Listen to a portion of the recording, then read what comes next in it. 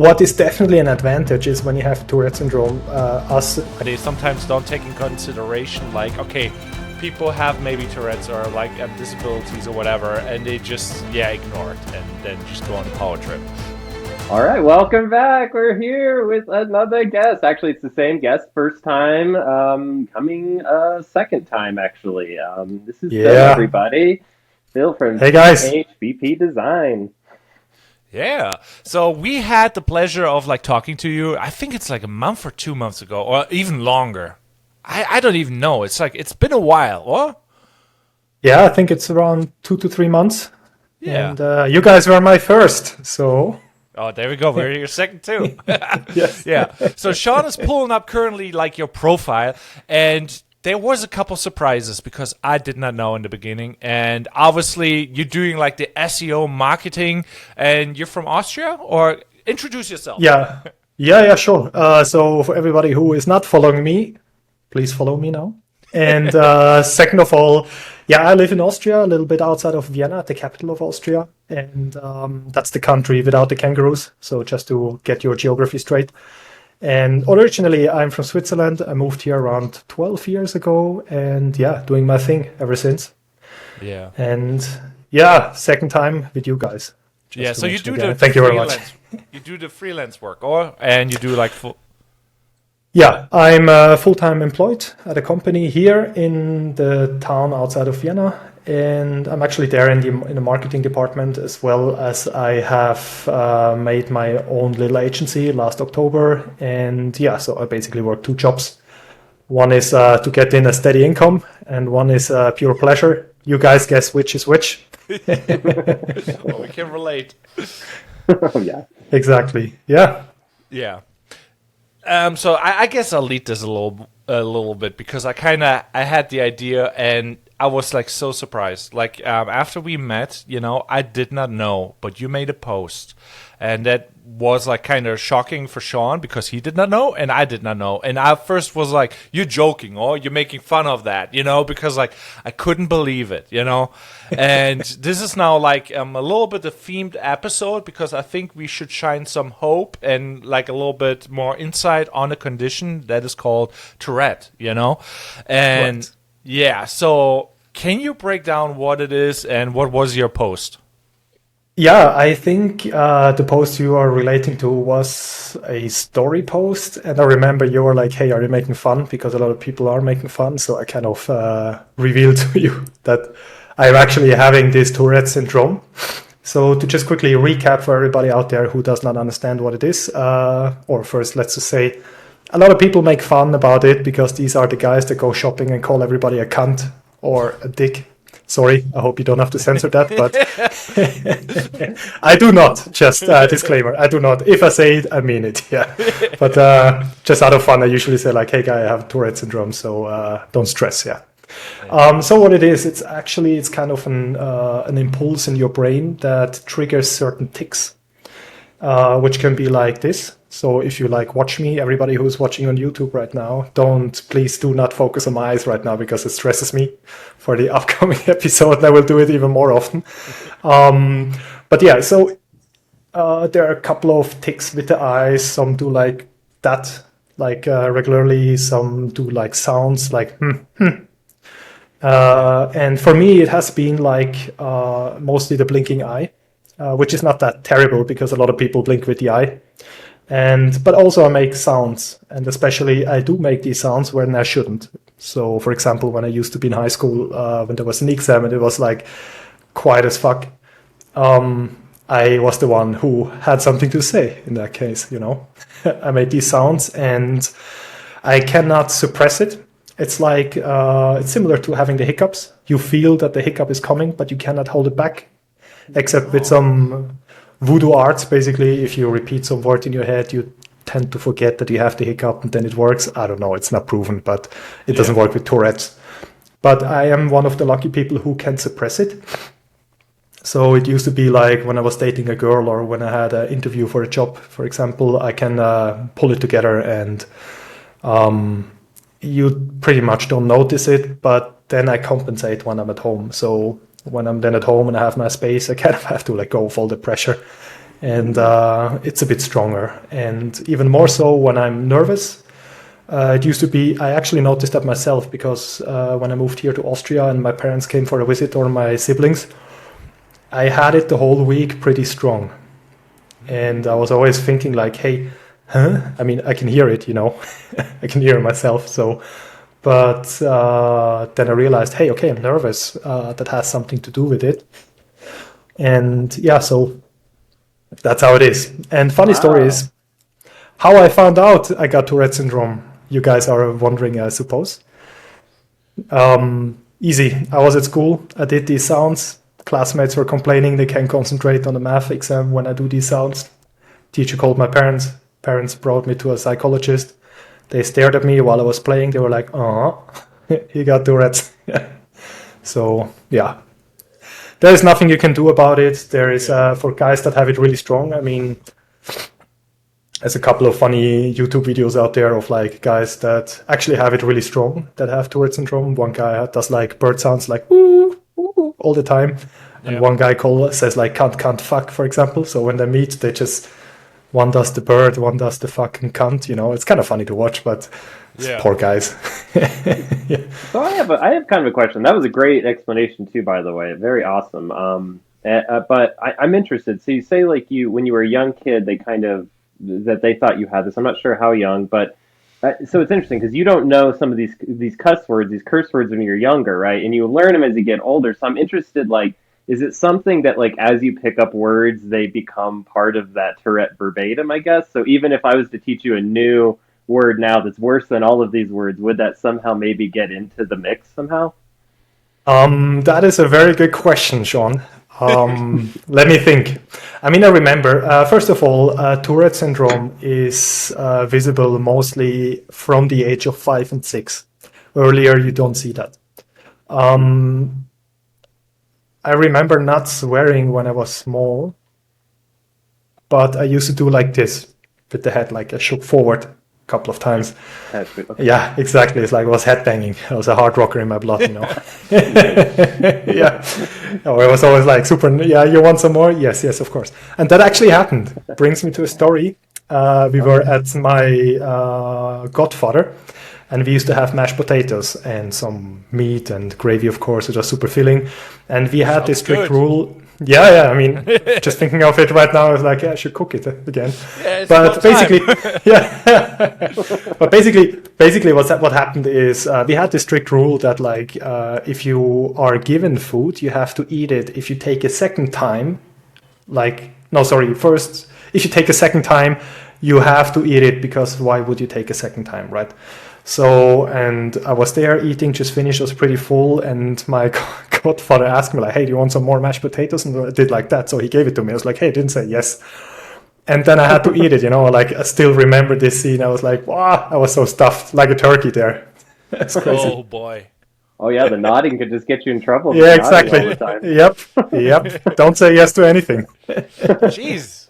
So I kind of want to ask Sean now. Sean, did you notice, like in the beginning, like when I was like, hey, I know this guy, he's doing really good work with SEO and everything. He wants to be on a podcast. He's really good with social media because Phil is posting a lot, and that's why I was like kind of like shocked. And I kind of want to go into that a little bit where it's like, Sean, what did you notice? Did you notice anything? And what was your, Well, no, I mean, I was very surprised, honestly. And it's interesting because I've ran into this with people time and time again, where when you have something that's like a language type of, I don't want to say disability, but when it's just a tweak within language, those people, I feel like, focus on it more. So then you guys actually tend to speak more intelligently. So that's what's really funny is like, because you focus on, when you're a kid, you're probably like, no, speak good, don't cuss. So you have a really good muscle now. So actually, I was like really surprised because I was like, oh, Phil's like great at speaking. There wasn't like any weirdness in how he talked. So I feel like I've had this a few times where people tell me like, oh, I have a disability, right? And I'm like, what? No, This is out of left field. But I think it's because you guys have this muscle that you're like really good at like speaking because you have to be, right? I think that it's not like that I'm like choosing other words. Well, maybe in the beginning, like I just started this new job at my employee 3 months ago. And of course, in the first month, I want to leave a good impression, but this was actually the first time. And I have to say, just from this year, actually, since Fitz told me like, hey, fucking ride the wave. I was just telling them even at the interview, like, guys, just that you know what's coming towards you, I have fucking Tourette Syndrome. So I quickly like explained it to them.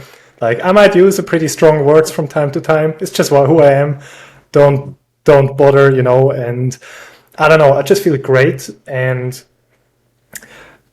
what is definitely an advantage is when you have Tourette Syndrome, I call it the Touretties. I don't think it's an official term, but yeah. Sounds like candy. Yeah. Or Fast and the Furious, Dom Toretto's friends, right? There are also Touretties. Oh, yeah. Touretties. As I was thinking, like, what's his name? Dom Toretto's like, he definitely got Tourette's, yeah. That's funny. But, yeah, so what they say is that people with Tourette syndrome are quite creative. They are very,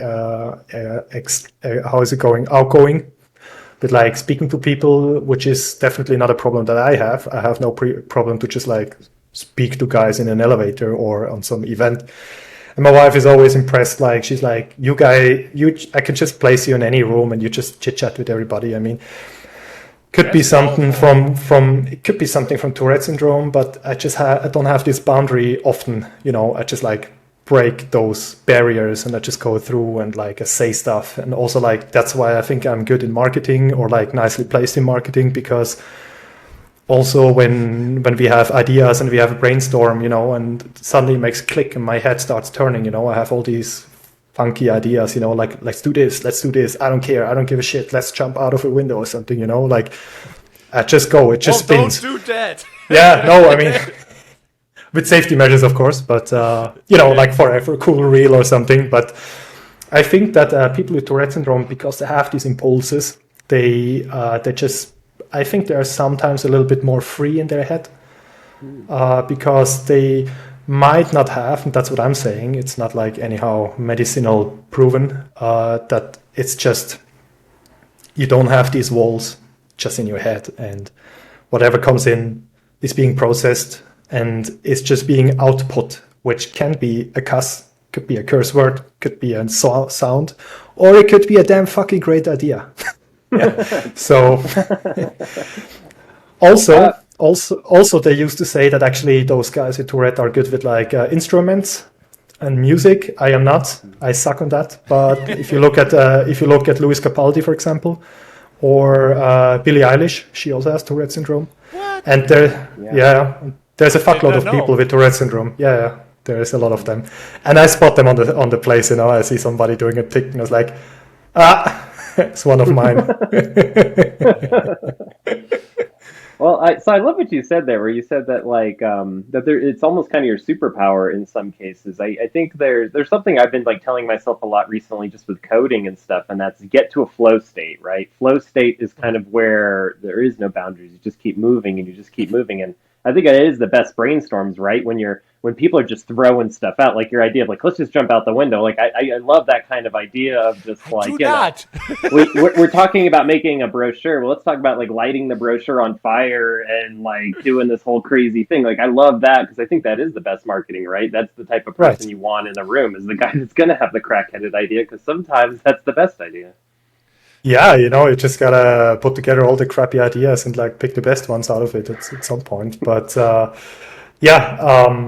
hey, look, if I always was thinking if I would find a magic genie or some ghost that grants me 3 wishes or 5 wishes or even 10 or 20, like leaving Tourette syndrome is not among them.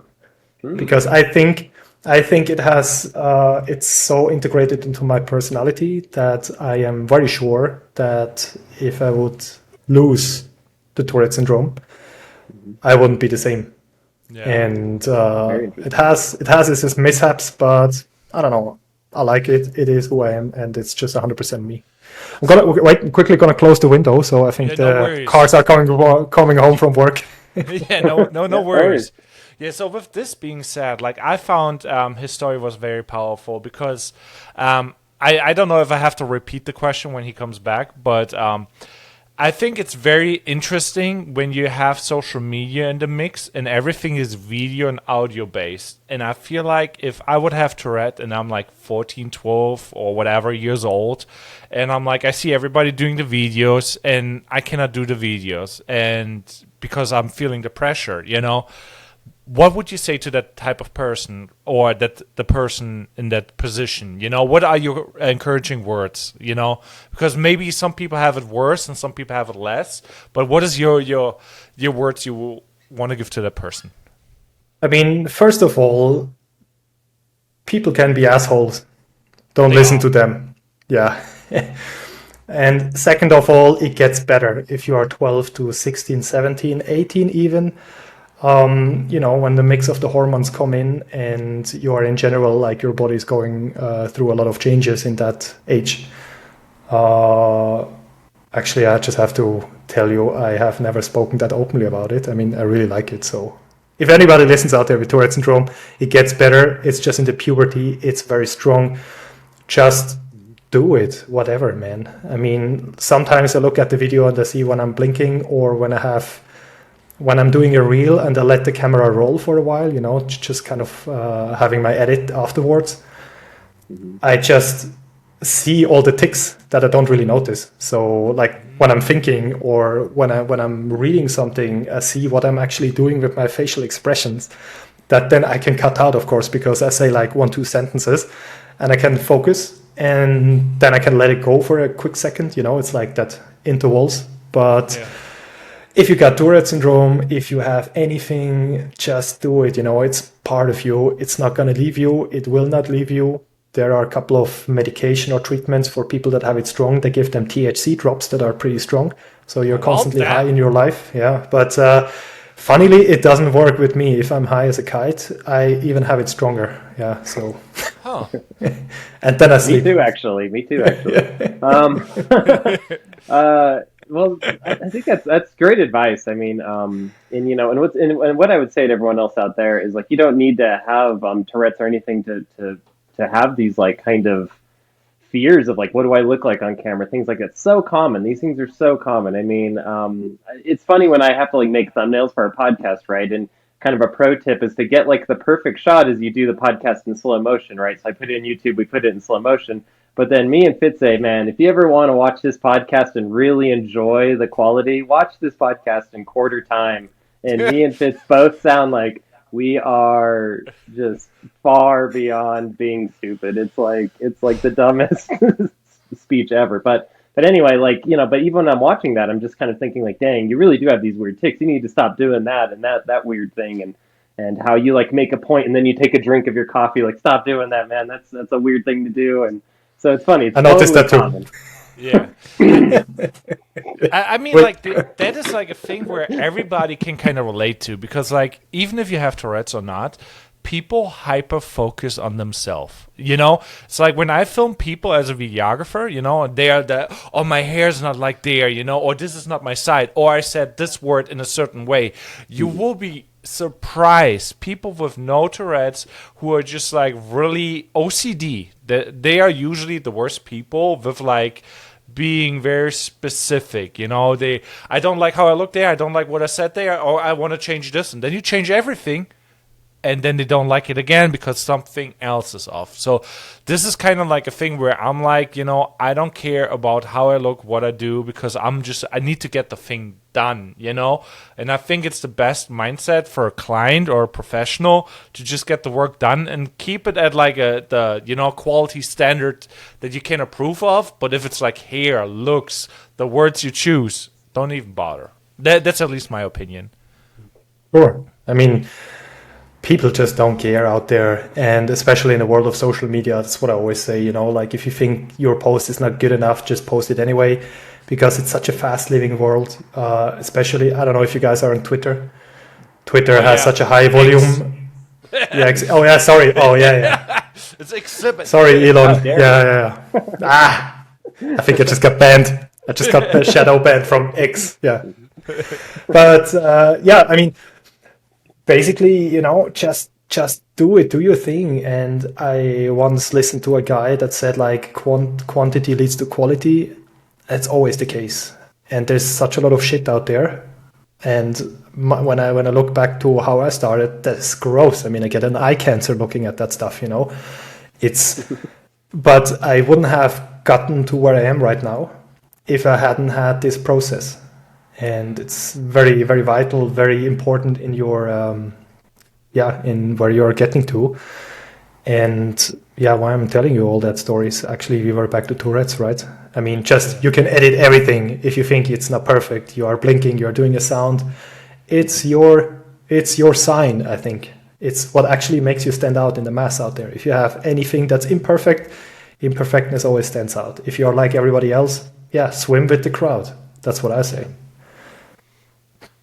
I think it's great. I mean, so one thing I was wondering too. So I guess if you were to look back at your creative career, and I guess some of the struggles you had, if there was any, with having Tourette's, is there anything that you would like to see better? I guess, is there anything like if you could design the system better for how do we get people with things like Tourette's? I mean, we're talking Asperger's, lots of different things. How do we get them to be creatives? Is there anything that you can think of that could help take that boundary down? No, I mean, well, I'm in general a very pragmatic person. So whatever there is, it is like that. That's how I'm gonna accept it. If I can change it, I change it. If I can't, then I just roll with it. But I mean, I am not so sure with how it is to have Asperger's or. Mm-hmm. I know a little bit what it means to have an OCD because I do have that. Brings me to another story. If I may just tell you that, I do also get stuck on like some certain small things, which is like, did I close my door? So sometimes I used to live in the 4th floor and we didn't have an elevator, of course. So I went down, and suddenly I was like, oh, did I lock the door? Of course I do. I have it in my routine, but I need to go up and check it if it's really closed.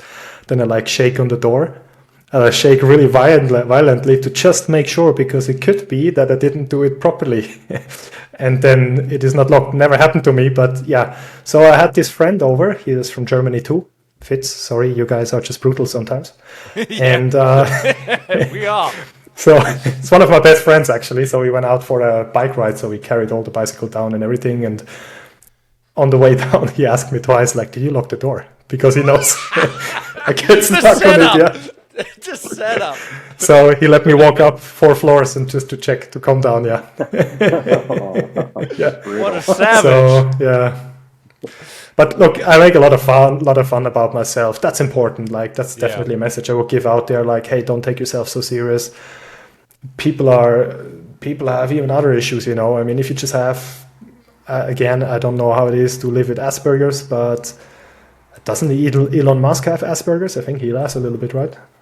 Maybe. I think he does, right? Mm-hmm. I always mix up. So talented, like it's kind of crazy, like. But still, I think that like all these flaws, or that are like considered flaws in our society, don't necessarily have to be a flaw. I think it's kind of, I call it like a glitch in the matrix that maybe opens some doors to you. It's like me. Also, when I get back to Sean talking about hyperfocus, that's like something I can do. I can crank out a 12 hours work in 3 to 4 hours. I put on my headphones, I get in there, and the stuff just flies all over my desk, and then I am kind of done and I go home. And and I actually didn't know up until like a month or 2 ago that actually also has to do with Tourette Syndrome. So that is, I mean, look, it comes with disadvantages, also brings a lot of advantages. You just have to find them and utilize them. And I think that's a key, to just find your advantages out in this world, as well as like how can you make yourself stand out with whatever, as Fitz said, with the cards that you are dealt with. And just keep strong.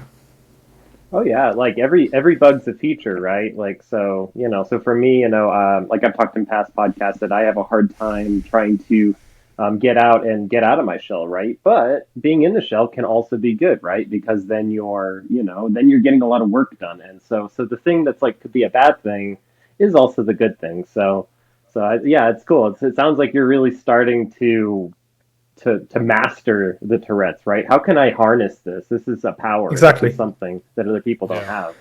It's very powerful. Exactly. And if you look at Superman, for example, he's strong, he can fly, he has laser eyes and whatever, without buying Ethereum, just to mention. He has the original laser eyes. But also if he's getting close to kryptonite, he just gets fucked. And everything has a downside. That's life. Yeah. So to all out there with their disadvantages, you guys are superheroes. So I have something that's really interesting and this is just me not really knowing. So I think in Europe in general, I think curse words in general are just more okay. I think. Am I right in saying that? Because I feel like in America we have a lot of it's hard. In a lot of office settings, you would have to do a lot of apologizing and I, a lot of people would have to do explaining because people get so easily offended. I feel like in I kind of some want environments to. here. I want to kind of talk about that because, like, when I came from Germany to America, so I have both worlds, you know. So I know how it is in Germany, I know how it is in America. When I came first to America, I was like using the F word a lot, like in every sense. I go. I want to have a fucking taco. I want to have a fucking burrito. Let's get some fucking food. You know, it was like just F everything. I even had a shirt like the fuck them kids ain't right or something. I don't know. It was like a really cool shirt, and I got it in Germany, you know. And like in Germany, where like we get the American music uncensored, you know. And in America, everything is really, really censored. So I don't know if you have been to America, Phil, but it is different here. I have just been in June, guys. So yeah, I know exactly how it is. Yeah, it's expensive, by the way. True. It got let's terrible. talk. How was I got it? a poor. Yeah, don't ask me. Look, I mean, I'm honest. The US is not really my favorite country to go to because I like to see like different cultures, and you are just a descendant of the Europeans, you know, and it's not so different except of whatchamacallit and what is it called? All these Three Musketeers and all these things that we don't have, those nice junk foods. Yeah. But yeah, I mean, in general, I just realized. Well, I was in California. Maybe California is a little bit different. We, like my wife and we got married in New Hampshire. I have seen a couple of other states as well, and actually never really had the feeling like, damn, it's so fucking expensive. But then we went to California, and we went somewhere in, well, it wasn't, I cannot even tell you what it was called, somewhere around Monterey. Or was it in Monterey? I think it was in Monterey. And anyway, so there I paid for a regular portion of spaghetti. I paid $29. I was like, yeah. What? I'm in America here. I mean, it's not, you guys are not really known for like the best food, but I paid $29 for it. If I pay that in Vienna, I have to go to the most fucking best Italian restaurant to pay even remotely that money for a portion of spaghetti.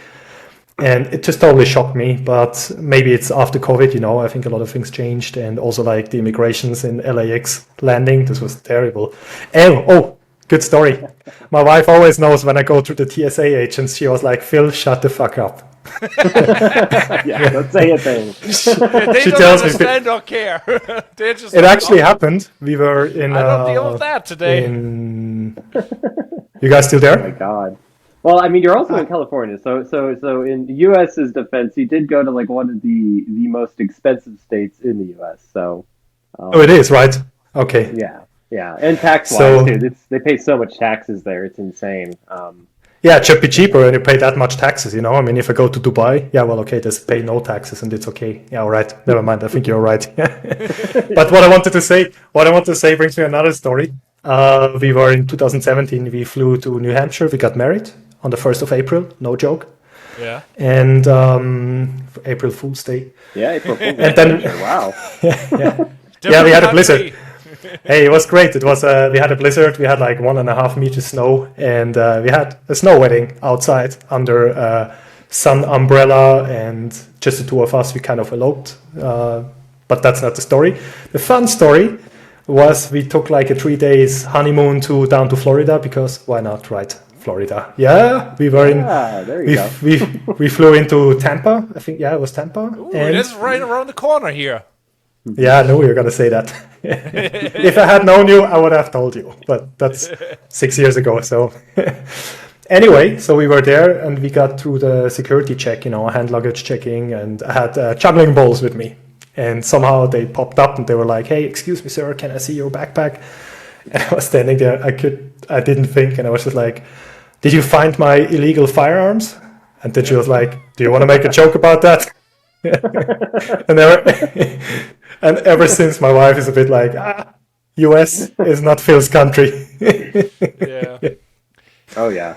It can be tough. Like in the US, like having law enforcement and whatever, and Yeah, they're very okay. You got to respect me no matter what, and they sometimes don't take in consideration like, okay, people have maybe Tourette's or like disabilities or whatever, and they just ignore it and then just go on a power trip.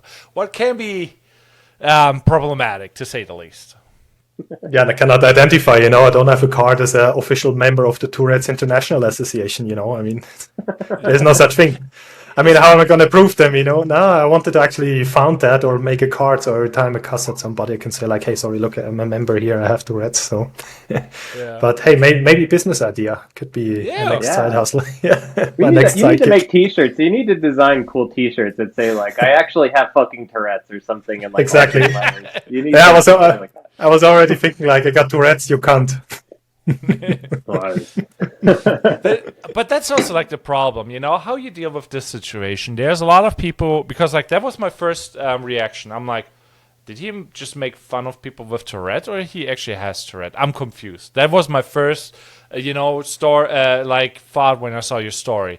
And I feel like when you make a shirt like that and you wear it, people would come in and be like, hey, he's making fun of those, so what is like your experience with that type of situation, because it's not identifiable as from the outside, so there will be people like saying, no, you don't have it, or you have it. How you deal with that, and what's your style on that? This situation I am very used to, because that happens 99.9%. Okay. So, I mean, it used to be like that when I had a new job. I also used to play hockey, so I changed the teams from time to time, and kids are brutal to each other. And every time I kind of tell them like, hey guys, I have a Tourette syndrome, they're like, ha ha ha, of course, no, that's just you. I mean, now I say like, yeah, fuck, it's me, but it's because I have Tourette syndrome, duh. But, like back then you're a bit, you get mocked a lot. People called me like, oh, he's the shaker and stuff. I mean, on the plus side, in hockey, everybody has a tick. Everybody's nuts that plays hockey. Look at the goalkeepers. They are just the craziest fucking people I've ever seen. And you don't really stand out there with having a Tourette's. Everybody's shaking their head, or like this, because, as a hockey player, they kiss the boards quite a lot, and I fall on the head or catch some pucks, You're getting broken, you get crazy and nuts, and just, you're a wreck. But yeah, that actually happens to me a lot. So if you actually approach me, Fitz, when you approach me, that doesn't hurt me. It's just like, hey, how would you know? Like seriously, yeah. I get you. And again, like when you watch movies in Hollywood or series, Tourette's is always kind of a little bit made the way that it's being made fun of or not taken serious. And that's the kind of path I took, because I think I'm entitled to make fun about it. One of the only ones, except the other people with Tourette syndrome. I just think like, hey, just make fun about it. People make fun about it. Just do it yourself. If you don't have it too strong, I mean, I don't want to offend anybody. There are people that have like shaking hands, and they really need to get these drops, because otherwise they cannot even pour a glass of milk, because it will go all over the place,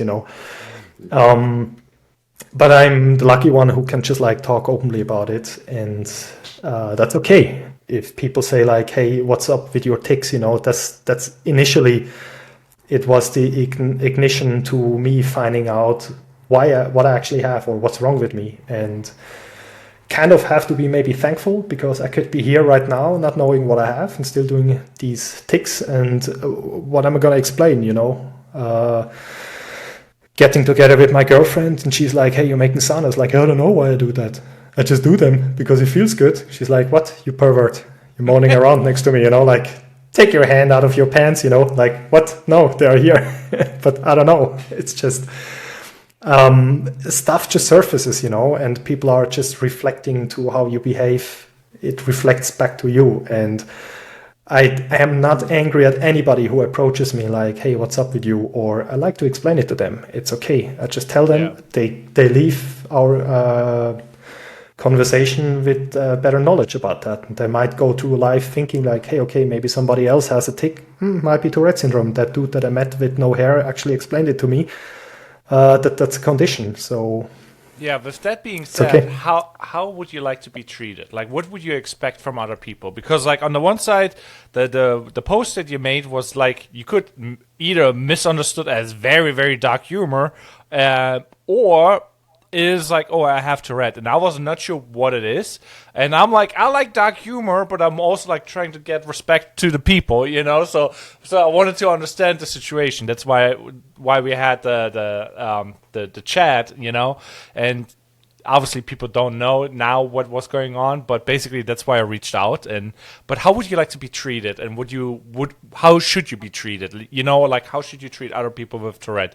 Do you just want it ignored, or you want it like, okay, I want $100 from every one of them. Yeah, that's a passive income there. I take that. Yeah, no, I mean, hey, I don't like to be treated differently, I mean, because how else you want to treat me, like whatever you do does not have an impact on how my Tourette is going. It's not like I am a war veteran, where we maybe shouldn't go to the forest because he has backflashes or something, I am a person like you and me. I just have my own little party in my head. Oh, I do too. We all do. Yeah.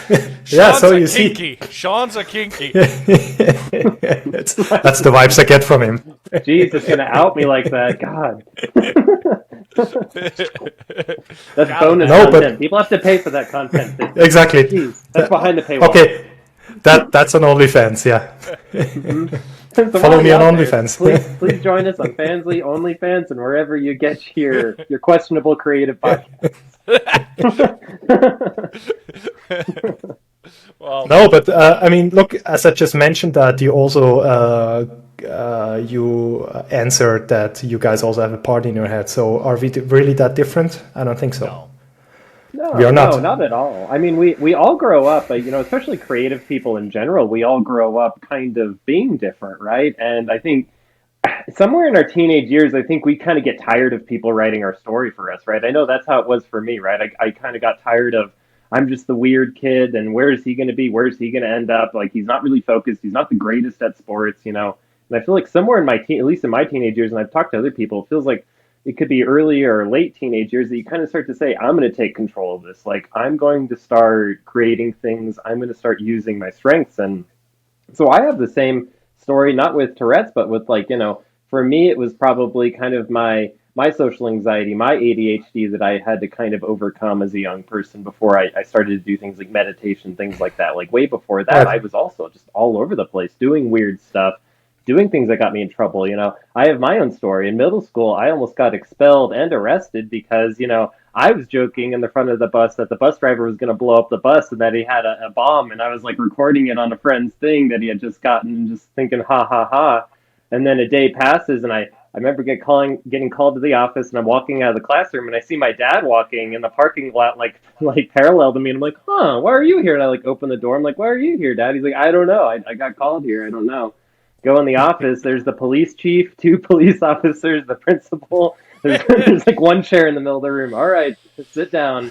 And I had to sit there and just listen to the recording, and my dumb young middle school voice like, oh yeah, well yeah, we're gonna blow up the bus. There's mass mayhem. People are dying, and just going off and just oh my god. So that kind of thing, was me, growing up, of having creative ideas, but not being able to solidify it in something that was useful. It was just comedic, and it was just crazy. And if you didn't get the joke, too bad, And this is kind of sad though, because there was a viral story where somebody was going onto the toilet, and it's like, hey, get out of the toilet, I'm gonna blow it up, and he basically, police came and everything, and all he wanted to say is basically he's taking a big dump, and now I'm just imagining being a kid with Tourette in America, the land where you're supposed to be having freedom of speech, but there's obviously safety issues because it's a little more extreme here, where people are oh,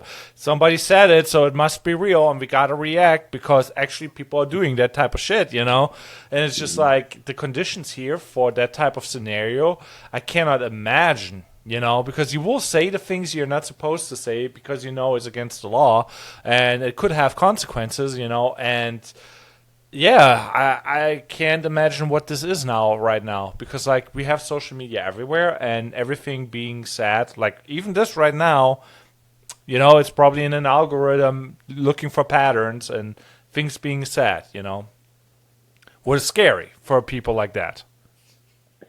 But fuck it. Fuck it.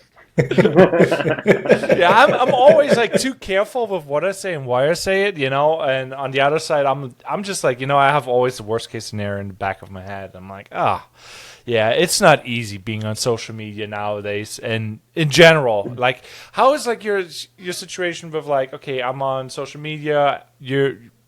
What should I post? What shouldn't I post? You have like worries about that type of stuff, or you're just like, I gotta express myself. Yeah, well, I mean, in the beginning, I started with not having a clue, but just like posting something, whatever. I mean, for me, social media usually was this unnecessary evil that you have to do. But once I got in, I was like, hey, this shit is pretty cool. It's like a video game. And then I got even deeper and deeper, did some courses, bought some stuff, you know, and like was learning how it actually works. And that's where actually with my SEO background I came together. I was like, it's the same in green, you know, building backlinks is doing collaborations, or creating a post is blogging, and all these things. Writing a comment used to be back in the days where you could comment on WordPress, each other's blogs, you know, it's the same thing. And that's actually how I got into, but actually just that solidified, I use the word of Sean, I love that. It solidified a couple of months ago where I just realized, hey, I like to do social media, I like to do SEO. I'm just going to start calling it the organic marketing way because, yeah, well, there is organic marketing, and that's what I started to be doing because I don't think a lot or don't have a high opinion on paid advertisement because what is happening, everybody has an ad blocker. Everybody already figures out this is an ad and scrolls further or like skips it, whatever. So that's where I got into it. And the more I kind of like see the connections there, I mean, I don't know, somehow the content just comes pretty natural because I just want to make everybody aware that just be human out there. And also SEO, like sometimes I talk to these SEO agencies and they just make this fucking science out of it. They send me 7-8 Google Sheets with, here is our SEO cockpit and this is 500,000 keywords with that and that search intent. And disclaimer, that search volume is also not an accurate science. Like if there's written 210 people looking for that, like which month was that? You know, like it could be, yeah, I mean, based on what? So I just, side story, we used to have an intern in the whole July. He was 16. He had no idea of marketing, but he wanted to have he wanted to get an internship in marketing. And I was like, you are coming in here as a kid, you're leaving as a man, I told him. What did you do to this kid? Everything. 12 hours of work. Here you go, boy. No. No, but like what I explained to him was pretty much like, look, my heart beats for SEO. Yeah. Right now, I don't know where SEO is developing, but as long as you're being human and you do whatever a human being is doing to get connections, you do everything right. And he was like, how do you mean that? I was like, look, people talk about backlinks, people talk about high authority content, people talk about keywords and on-page SEO, technical SEO, and so on, you know. Yes, there are all these jargons and terms. That's what I always say, like, don't get confused by that. But what is happening is like, imagine you are entering a bar. Every person in there is a website or a company or a social media profile. I go there, everybody's chattering, like Sims, you know, like, yeah. And I hear something, it might be a keyword. And I get there, I listen to his content, what he has to say about that. What do? Naturally, I show them my authority. I tell him like, oh yeah, this sports game yesterday, damn, that was crazy. And he listens to me. And then he gets to maybe know me. And that's what we call a backlink. And if that person is famous, for example, maybe he's the mayor of the town, you know, that's a high authority backlink because you're hanging out with the cool kids. The cool kids point on you. It's like, hey, Phil, I remember you. You had these very dark humor jokes, or you're the guy with Tourette Syndrome, you know, but you are known. So there's this connection. It's basically, it's the same. It's just human behavior put down in some technical terms. And I mean, now we can like discuss what is technical SEO. I would say it's just like how you're dressing or like how fast you get there with your car. whatever. And on-page SEO might be maybe the choice of words that you use. Maybe don't swear because you attract the wrong clients. There we are again. And so it's just be human, interact with people, just take it as a natural thing. And then you can start become technical and get in all the nitty gritty, you know. But yeah, so it ended up me creating a course where I'm just like trying to convey that to people that like, hey, look, SEO, social media, it's all in the same bucket. They have some specifics, yes, but the general kind of mechanism are very similar, if not the same. And if you understand one, you understand the other one. Yeah. Yeah, that's powerful. That's awesome. I mean, because I've used organic, and I think we all use that in our kind of our verbiage, right? Because I think any campaign I've ever done, any marketing campaign, the more organic signups, the better, right? So I mean, I love that idea of like, because I know when I talk about SEO to my website kind of clients is that we can have lots of backlinks, but you have to have the context, right? If you get a bunch of people clicking a link to your site and it's not what they need, then you're going to get a lot of people that bounce, and your bounce rate's going to go through the roof, and it actually hurts your SEO. Yeah. So it's like, so you have to have context. I think that's what you're kind of talking about, your technical versus on page. I think the on page, it's give me that context, the why, the value of that backlink. Right. I think, exactly. I also think like your explanation is really good with like, you know, simplifying everything onto a human level. Because like, you know, it's like with the backlinks, it's like, oh, that person talks about this and this and this and this and about nothing really, you know, so I don't really want to talk to this person because he's not really about the specific thing. He's just pointing to a bunch of random shit. So it's like, I like the simplifying of things, and that is very powerful. But can you go a little bit into like, okay, you made a course. What is that course? And talk about the journey of building a course. Is it your first course? And promote it, kind of, and explain it. All right. Well, it's still in edit. I just shot it 2 weeks ago, and it took me 12 hours to shoot it. And I started at, I don't know, 2:00 in the afternoon, and I ended up at 2:00 in the morning. And I was just like, I cannot even talk anymore. I did so many mistakes. I was like, this gonna look terrible tomorrow. Yeah. But I think it was very authentic. This is just how I would explain it to you. And that intern, actually, I mean, I started with the outline before he came, but then I was like, hey, he's coming. He's going to be my guinea pig. You know, I go through all the stuff, all the chapters, and I see if he understands it. And he did. So he got actually the free version, more or less. I mean, it was not shot and it was not like written down as like course material. But it was my first course. And funny is, I actually got on the idea when I was on Twitter. Yeah. And the guy that is actually making money with courses approached me that I can get into his beta testing stage of a course about building a course. It's kind of an Inception style. But I was like, it's $350. Like, hey, sure, I'm going to get it, because I don't see it necessarily as me knowing how to make a course and make money. That's not my ultimate goal, actually. But I get to learn a lot of new sales techniques. You know, how are you going to market that? So for me, there is the learning in there. So to just get inspired, how people, or like, what's their funnel? How do they go through it? And like, what are all the stages to do until you technically have a conversion, and what is happening afterwards? It's just for me, a learning how to, it's just a marketing learning for me. But then I was like, what could I write about? And he was like very engaging, like, yeah, whatever your heart burns for, you know, because that's where you're authentic. And I was like, okay, great. So it would be SEO. And I was writing down some stuff. Of course, I had some other courses about SEO that I was thinking like, okay, what's their structure? You know, never reinvent the wheel. That's marketing. Not saying copy, but hey, why not steal like an artist, right? That's what Sean would know it. He's an artist, so there we go. I steal everything. But like an artist, right? I'm starting an SEO course too now, actually. Really? Actually, can you send me the PDF?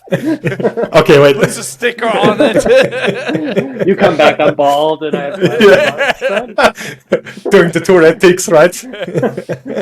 It's like, I'm Phil. Hey guys. You do this, I do this. Yeah, exactly. Yeah. Just buy a PDF from this book. No, I mean, it was great. So I actually went through, I always have this imposter syndrome kind of feeling, you know, I don't know shit.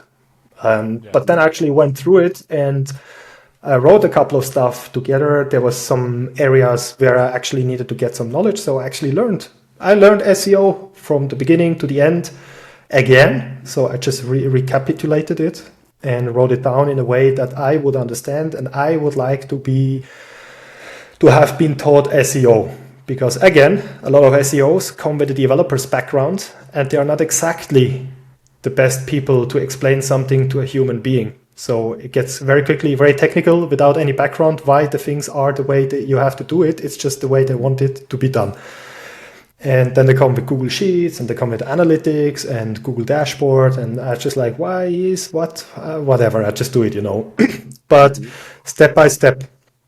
And yeah, then I realized at some point as well, because parallel to it, I did a course on also Instagram, Instagram marketing, as well as because I built up Twitter in the beginning of this year. I saw so many similarities, how it works. And I wanted to actually give that together, this combined knowledge, to just, I call it at the moment, Cut the Crap SEO, the no bullshit course. But I like that. It has, thank you. It's my cursing as well. Two curse words. Get away from it. But I wrote no BS, so it's kind of 1.5 curses. People would know it, insiders. But basically, I really liked how I put this together. And if you believe it or not, during the time I actually created this course, I found my niche. And this is what I'm doing right now, because I was like, hey, I know actually quite a lot about these two segments. How can I combine them and just talk about it? Because there's a lot of SEO people out there that do posts about it, and they always come up with the same stuff. Yeah, I also repeat myself because this is just what you do. But I want to bring in like a different angle. Whereas I already started to bring up like the comparison SEO to social media, what I just explained it to you, to just like understand it a little bit easier, and it would be an easy start for you to actually go through it, and you would definitely understand how the world in marketing especially works, because my intern got it and he was totally pumped. And I was like, hey, look, this is all you gotta know. And if you look at it on a different scale, I call it's all a video game. You can start, build up your house, get your resources, or you do it like now, in-game purchases, buy your coins, pay to win, that's Google Ads. Boom, you have your traffic. But is it the right one? And if you don't have the money anymore, you stand still. But if you actually still buy and you have your resources organically, then you're always gonna be in the library of Google, So yeah, don't overcomplicate it.